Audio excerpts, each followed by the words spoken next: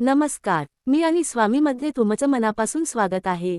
बाळा, आयुष्यात असा क्षण येतो जिथे प्रयत्न थांबतात, मार्ग दिसेनासा होतो आणि मनातून फक्त एकच हाक निघते, देवा आता तूच मार्ग दाखव. अशा वेळी शब्द नसतात, पण मंत्र असतो. कारण मंत्र म्हणजे केवळ उच्चार नाही, तो म्हणजे देवाशी थेट संवाद आहे.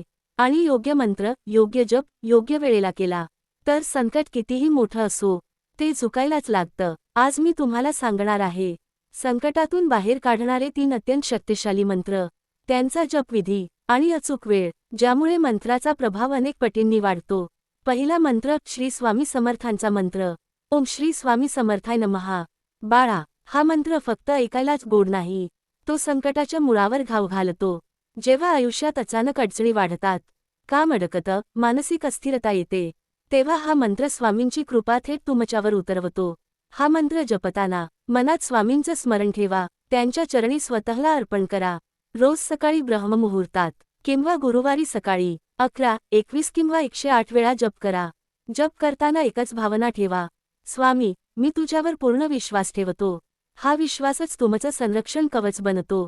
दुसरा मंत्र, महामृत्युंजय मंत्र. ओम त्र्यंबकम यजामहे सुगंधीय पुष्टिवर्धनम उर्वारुकमिव बंधनान मृत्युमुक्षीयमामृतात. बाळा, हा मंत्र केवळ मृत्यूशी संबंधित नाही, तर तो प्रत्येक संकटातून मुक्ती देणारा मंत्र आहे. आजारीपण, अपघात, भीती, मनावरचं ओझं, नकारात्मक विचार, या सगळ्यांवर हा मंत्र अमृतासारखा काम करतो.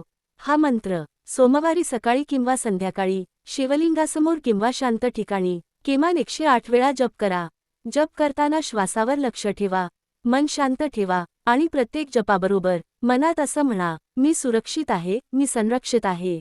हा मंत्र तुमचं आयुष्य पुन्हा स्थिर करतो. तिसरा मंत्र, गणपती बाप्पांचा संकटमोचक मंत्र. ओम ग गणपते नमः. बाळा, जिथे अडथळे आहेत, जिथे काम होत नाही, जिथे वारंवार अपयश येतं, तिथे गणपती बाप्पांची कृपा हवीच. हा मंत्र कोणतंही नवीन काम सुरू करण्यापूर्वी किंवा सकाळी सूर्योदयाच्या वेळी 21 किंवा 108 वेळा जप करा. जप करताना एक दिवा लावा, मनात बाप्पाचं रूप ठेवा आणि फक्त एवढंच म्हणा, बाप्पा, माझे अडथळे दूर कर. विश्वास ठेवा बाळा, गणपती बाप्पा कधीही रिकाम्या हाताने पाठवत नाहीत.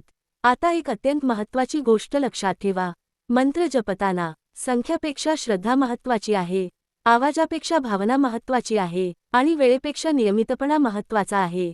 जर तुम्ही हे मंत्र किमान 21 दिवस श्रद्धेने जपले, तर स्वामी, शंकर आणि गणपती तुमच्या संकटातून बाहेर पडण्यासाठी नक्कीच मार्ग दाखवतील. आता शेवटी मी तुम्हाला एक प्रश्न विचारतो, तुझ्या आयुष्यात असा क्षण आला आहे का, जिथे फक्त मंत्रांनीच तुला सावरलं?